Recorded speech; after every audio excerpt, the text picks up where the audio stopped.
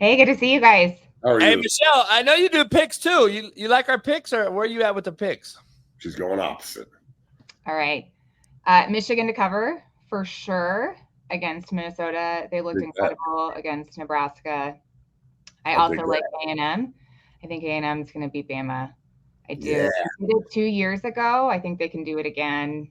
This is a worse Bama team, by the way. They don't have Bryce Young. I like A&M in that game. Let's see. I think Georgia should be an upset alert too. Ooh, shit. Get him.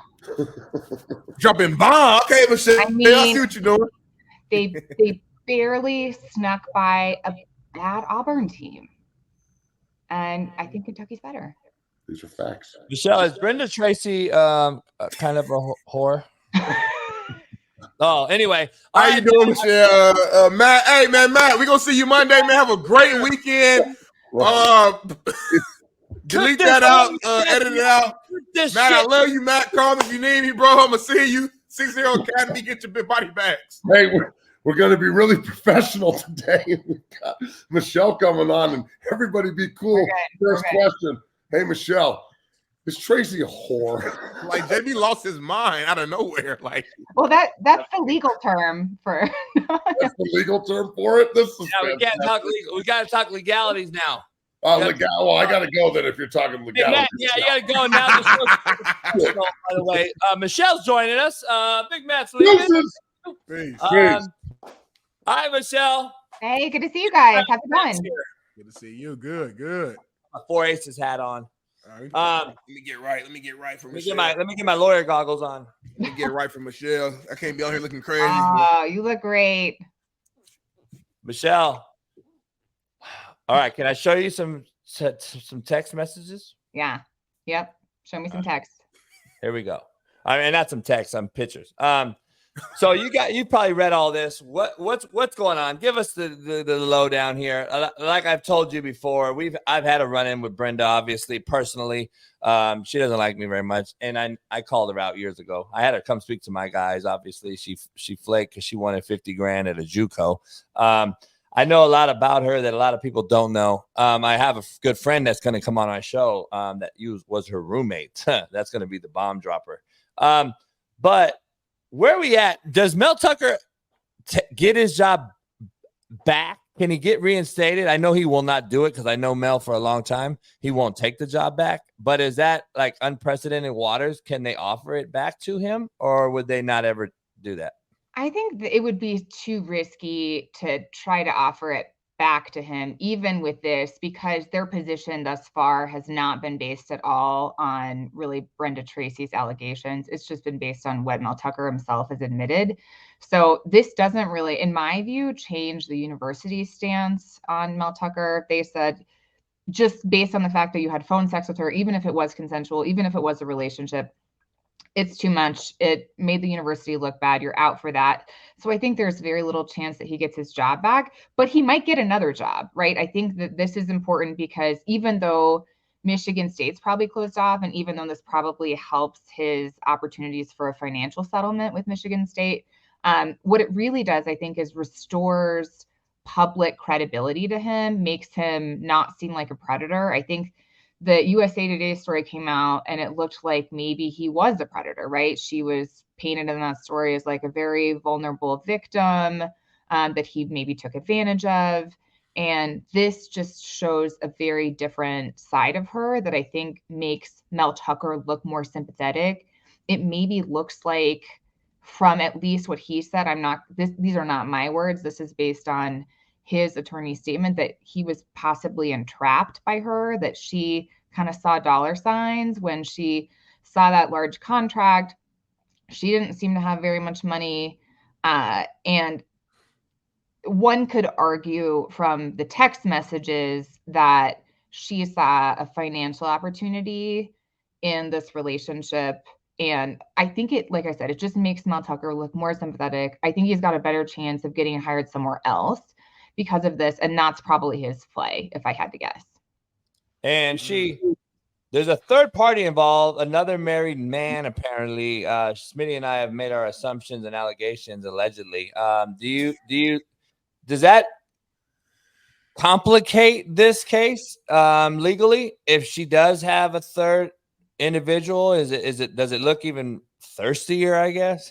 Oh yeah. I mean, it makes her look bad, I think, in two ways. One is it's clear they are trying to make her look promiscuous.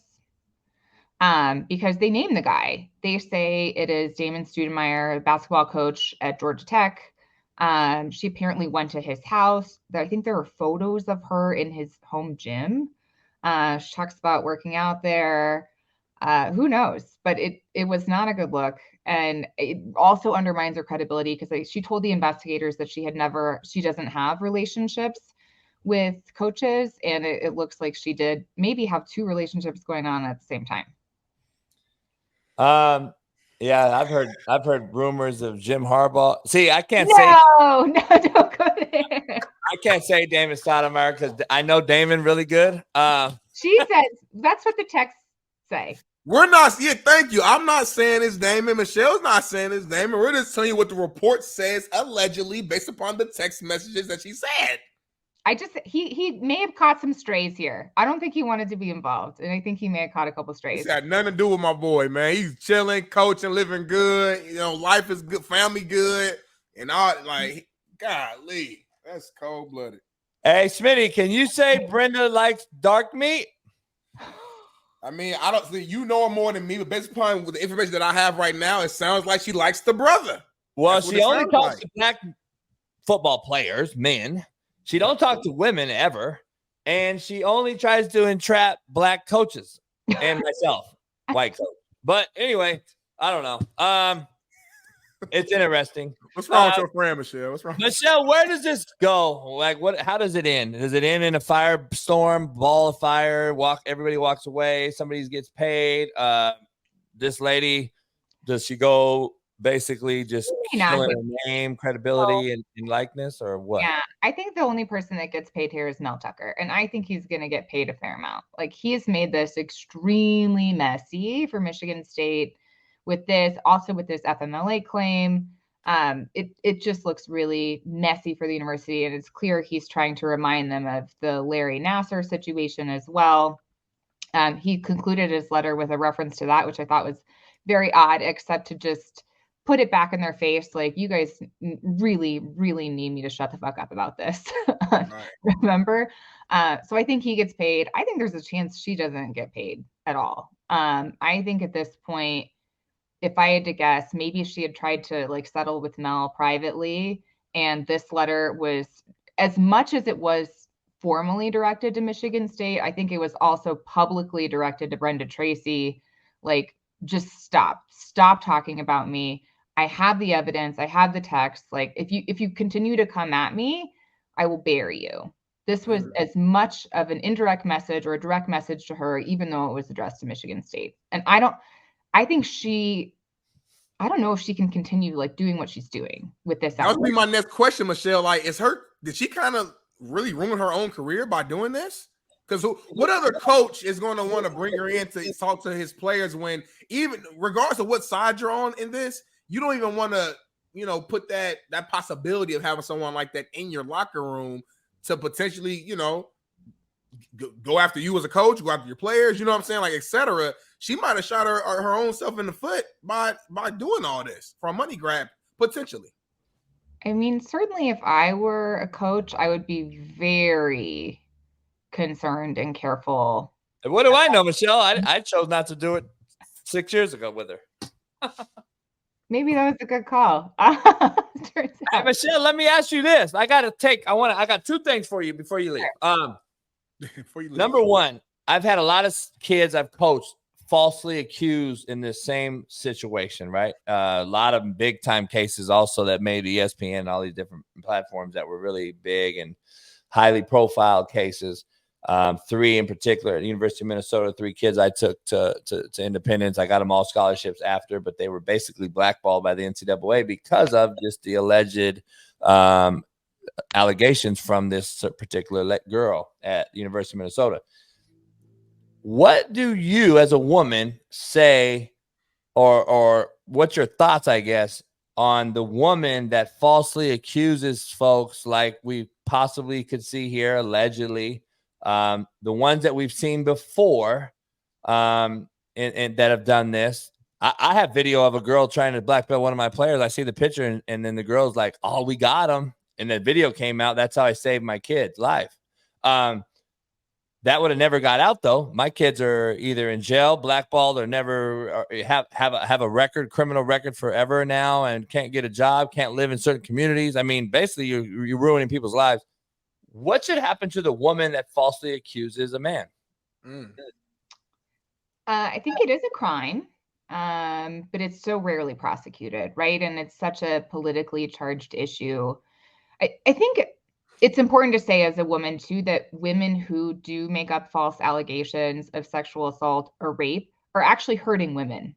They hurt other women because anytime that happens, women who are truly victimized are not believed, right? This is the boy who cried wolf. And if you have a woman who cries rape falsely, someone who actually is raped or harmed is not going to be believed, right? So it hurts everyone. Obviously hurts men, ruins their lives, and it hurts other women who I know, Michelle, I know it happens. I know the word that this happens. There's just creepy criminal men out there that do this. I despise them. I think they should be fucking castrated in town square. Anyone that ever hits a woman, touches a woman, or anything like that. So we know it happens, but it is rough because it's tough because I got a daughter, and then my boss was a female, and I'm like, shit, I tend to, err on the woman's side, but then I've seen my kids get screwed over who I've promised to their mother that I'm going to take care of them, put them in the right way, put them on the right track and blah, blah, blah. And it's like, there's so many, you can't trust these people. So my transition to that question, the Trevor Bauer situation, what is your take on that deal? Because I have very interesting takes from some people that know him that he's not so innocent either in a lot of other things that he's done. But this particular case that's made global news, is she one that's kind of falsely done some things? And what happens to him in this case? Yeah, I haven't followed that one as closely, but that's kind of what I'm gathering, right? That he was initially took a huge hit on it reputationally and otherwise. And I think as more of the story has played out, it's looking better for him and not as good for her. But like I said, I'm not as informed about that situation as this one. Yeah, it's tough. I don't know. He's kind of been ruined, but I heard he's kind of a shitbird anyway. So it's kind of interesting. I don't know. It's going to be very interesting. Who's your lock pick of the week? I've been seeing you drop some picks every day. Who is your lock pick, college and NFL? College, I think Texas is going to run over Oklahoma. I like it. Prize Picks. Go check out Prize Picks. Michelle's pick of the week, lock of the week, Texas and Michigan. Michigan, I think, is definitely going to destroy Minnesota. Knock on wood. I don't want to jinx it, but they've just looked really good. Is Michigan the best team in the country right now in your eyes? Yeah, for sure. Yes. Gotcha. I won't hesitate to say it. I think they are. They haven't been proved. They haven't been tested yet, right? That's always the knock on Michigan is they have a weak non-conference. I think it's by design. It benefited them this time because they've had a lot of injuries, especially in the secondary. So this gives them a chance to get healthy, get the offensive line clicking. But I think all parts are working together. I think JJ McCarthy needed to iron out a few kinks, but I think he's done that. He looked great last weekend. So I like Michigan. Ooh, okay. So it sounds like you're not concerned at all later on in the season when you guys play Ohio State. I mean, I'm always concerned about that game, but I feel better this year. Let's put it this way. I feel better this year than I did last year, especially because that game is at the big house. Yeah. Like I said, this is the best version of Michigan that I think we've seen in over a decade. I love it. Okay. That's some breaking news we're going to break, Michelle. I call him Clay Chase Pool. But Chase Claypool got traded to the Dolphins about 5 minutes ago. You like that? I actually like the move. I know everyone's down on Chase Claypool. We actually had TJ Houshmandzadeh on NFL great and Bengals great who trained Chase Claypool when he first got drafted. The kid has a ton of potential, ton of talent. Had a really good rookie year with Pittsburgh, and I don't know if it was the the hype, the coaching. I don't know what it was, but he kind of just been on a downward spiral from a playing standpoint. But he still has a lot of talent, left in the tank. And I think getting him with Tua and that explosive offense, having a guy with that size and that strength to add along to those speedsters, with Tyreek, and Weddle, I think he could be a dangerous weapon, specifically in the red zone. So I like the move a lot. I think he's a shitbird and he'll never be good. So anyway, you said about everyone. Right. Michelle, he thinks I'm a shitbird. He probably text me on the side. Yeah, Smitty's he's a shitbird. Smitty's not a shitbird at all. Smitty's a slapdick like all of us. He has no criminal bone in his body though. He's a good natured dude. You know what I mean? What you trying to say? Don't say it like I'm soft. Don't say it like that. He said this guy couldn't break a fruit and fruit fly. I'm like, come on, don't say that now. Like, what you? Michelle, don't mind him right now. He gets a little, I get a little primitive at times, but I don't think it's a good fit. I don't know. He'll walk all over the Mike McDaniel analytical coach that he is. That's just me, but NFL lock of the week. Lions. Hold on, time out. It sounds like it's a little Michigan Detroit room here, man. You got put your goggles on, JB. I think Michelle. Homer goggles. She got her Michigan. She got Michigan, Detroit, the Pistons. I live in Colorado. I'm not. I know. I don't get it. What's going on in Michigan? It's just like Michigan. The Lions are good. The Lions are good.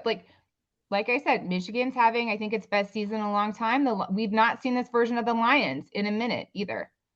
I think they're going to take care of business. Do you think the Pistons are going to win the NBA championship this year? I'm just messing with you. Are the Tigers in the playoff? Are the Tigers in the World Series hunt? Is Coney Island the best hot dog place in the world? I'm messing with you, Michelle. Michelle, always. I love it. I appreciate you so much. Sounds good. We gotta do it. Can we have you on weekly or asking right now live? We're asking you live right now on TV. Pressure's on. Happy to do it. Would love to. How about 4 times a week? Have about 2 segments every day. And much love, Michelle. Hope you happy hunting, happy betting, and we'll see you. Have a great weekend, Michelle. Later. You too. All right. Bye, guys.